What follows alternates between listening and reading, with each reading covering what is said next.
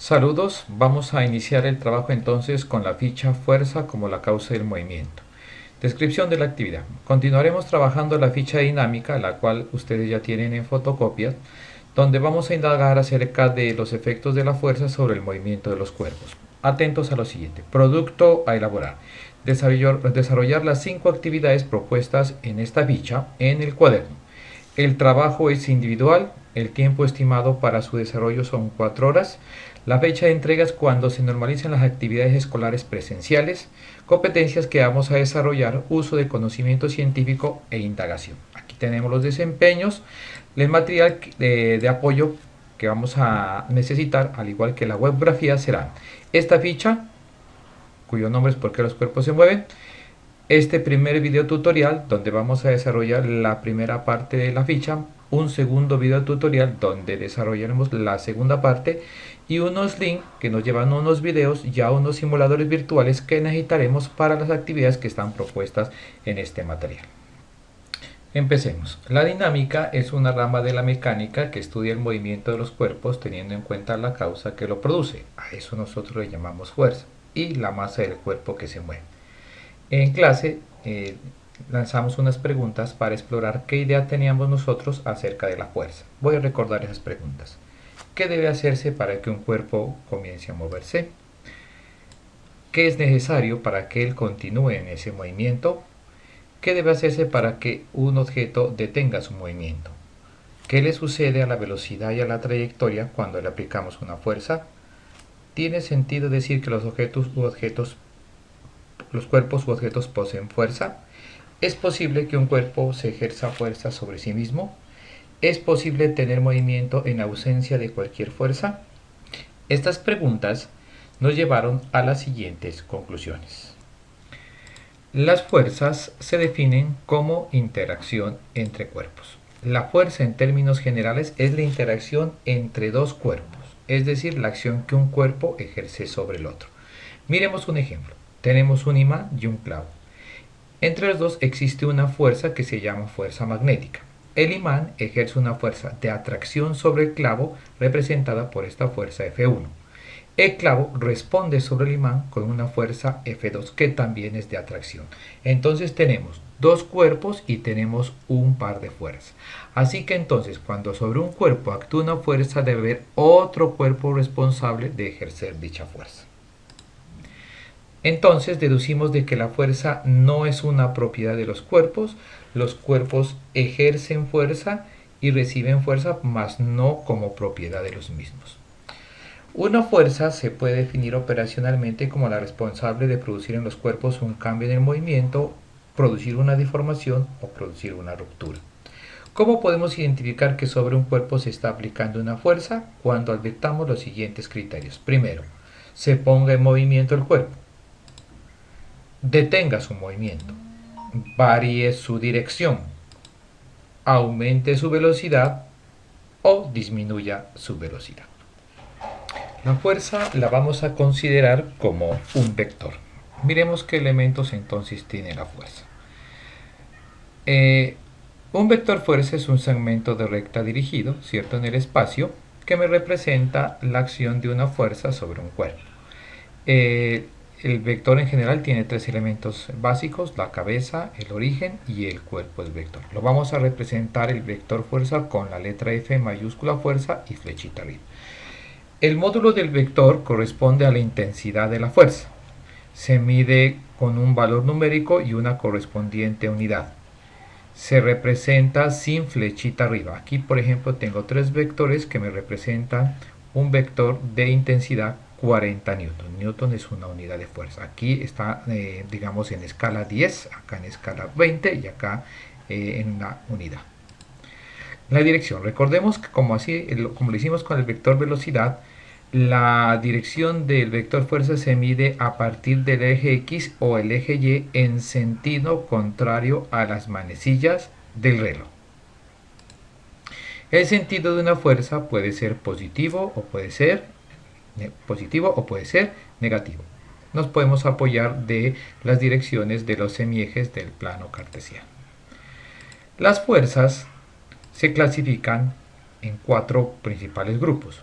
Fuerzas paralelas son fuerzas que tienen la misma dirección, ¿cierto? Pueden tener sentidos y intensidades diferentes, se representa de esta manera. Aquí sería la fuerza F1 es paralela a la fuerza F2.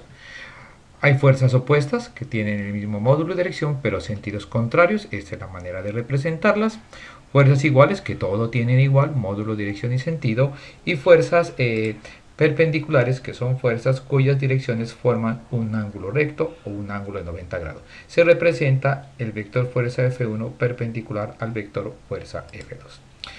Los vectores fuerza se pueden operar, sumar o restar.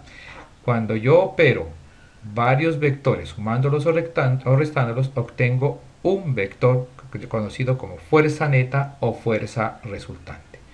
Recordemos cuáles son los métodos para sumar vectores. Método del polígono. Consiste en juntar el origen de los vectores con la cabeza de los anteriores y crear un polígono. El vector que cierra el polígono, en este caso este triángulo, corresponde al vector fuerza neta o fuerza resultante. En el método del paralelogramo consiste en con las fuerzas unirlas por el origen y crear un paralelogramo, figura geométrica de lados paralelos iguales. Para eso trazamos segmentos de rectas paralelos a cada vector y formamos el paralelogramo. El vector fuerza neta o fuerza resultante viene dado por la diagonal que une el origen de los dos vectores con la intersección de las rectas auxiliares. Diferencia de vectores.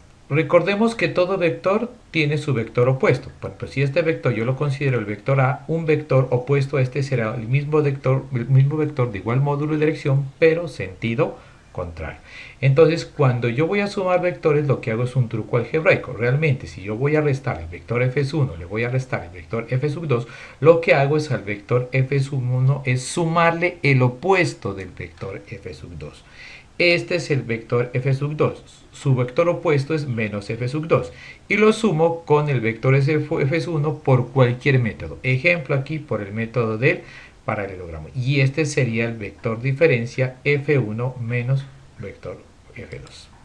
Suma de fuerzas paralelas. Aquí tenemos entonces dos personas que ejercen una fuerza sobre esta caja. Aquí tenemos representadas las fuerzas que ejercen cada una de ellas. Vamos a aclarar que las fuerzas, su origen la vamos a aplicar en el centro geométrico del cuerpo. En este caso, en este rectángulo, el centro geométrico es la diagonal de la intersección de las dos diagonales, ¿cierto? ¿Por qué queremos aplicarlos en este punto? Para evitar un segundo y tercer efecto que tienen las fuerzas sobre los cuerpos, que son las rotaciones y las deformaciones, situaciones que las estudiaremos más adelante. Bien, entonces tenemos la representación de estas dos fuerzas que ejercen estas personas sobre este cuerpo. Estas fuerzas son paralelas en el mismo sentido, lo que hacemos es sumarlas por el método del polígono. Para ello colocamos una a continuación de otra, juntando origen con cabeza, y la fuerza resultante se traza del origen del primero a la cabeza del último. Este es el vector fuerza neta o fuerza resultante. Su módulo se encuentra sumando las intensidades de las dos fuerzas, 10 más 5, 15 newtons. Acá tenemos el caso de dos fuerzas opuestas. Aquí este caballero ejerce una fuerza de 10 newtons hacia la izquierda y esta dama 5 newtons hacia la derecha. Vamos a operar estas fuerzas también por el método del polígono porque son fuerzas paralelas. Trasladamos un vector a un punto del plano cartesiano, juntamos el origen de este vector con la cabeza del segundo y el vector resultante se traza por el método del polígono del origen del primero a la cabeza del último. Entonces su módulo se encuentra restando las intensidades de las dos fuerzas, menos 10 más 5 que sería menos 5 newtons.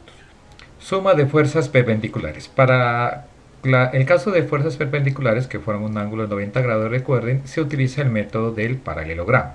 Se trazan rectas auxiliares a cada vector y se crea el paralelogramo. Generalmente este es un rectángulo. El módulo del vector fuerza neta o fuerza resultante viene dado por la hipotenusa del triángulo rectángulo. Aquí hay dos triángulos rectángulos, cogemos el de abajo, puede ser, y la hipotenusa corresponde al módulo de la fuerza neta o fuerza resultante que la encontramos por Pitágoras. Aquí en este caso 10 al cuadrado más 5 al cuadrado, raíz cuadrada de eso nos da 11.2 newtons. Y la dirección, recuerden que es un ángulo medido en sentido contrario a las manecillas del reloj, lo hacemos por la razón trigonométrica tangente a la menos 1, como cateto opuesto sobre cateto adyacente. 10 menos 5, haciendo la operación me queda 63 grados al norte del este. Componentes rectangulares de un vector. Recordemos que todo vector se puede expresar como la suma de otro par de vectores. Cuando esos vectores son perpendiculares entre sí, se dice que son rectangulares. Por eso se le llama componentes rectangulares de un vector. Ubicamos el vector en el origen del plano cartesiano y proyectamos el vector sobre sus ejes. La proyección del vector fuerza sobre el eje X, es este de aquí, se llama componente de la fuerza en X. Su proyección del vector sobre el eje Y, este de acá, se llama Fy, proyección del vector fuerza en Y. El módulo de este vector se ubica o se calcula con la ayuda de las razones trigonométricas seno y coseno. Entonces recordemos, si el ángulo que define la dirección del vector fuerza se mide con respecto al horizontal eje X positivo o eje Y negativo, la componente de la fuerza en X es con la función coseno, mientras la componente de la fuerza en Y es con la función seno. Si el ángulo se mide con respecto a Y, ¿sí?, el ángulo beta en este caso, entonces lo contrario, la componente en X corresponde a la función seno y la componente en Y con la función coseno. Los físicos han logrado determinar 4 grandes fuerzas o interacciones en la naturaleza. Ellas son, a saber, la fuerza gravitacional, la fuerza electromagnética, la fuerza débil y la fuerza fuerte. La fuerza débil y la fuerza fuerte son fuerzas que actúan a nivel del núcleo atómico. La fuerza gravitacional es una fuerza que actúa a grandes distancias, es de carácter atractivo y se presenta por el hecho de los cuerpos tener masa. Casi todos los cuerpos tienen masa, por lo tanto entre ellos se ejercen esta fuerza de atracción. Esta fuerza es proporcional al producto de las masas de los cuerpos e inversamente proporcional al cuadrado de la distancia que los separa.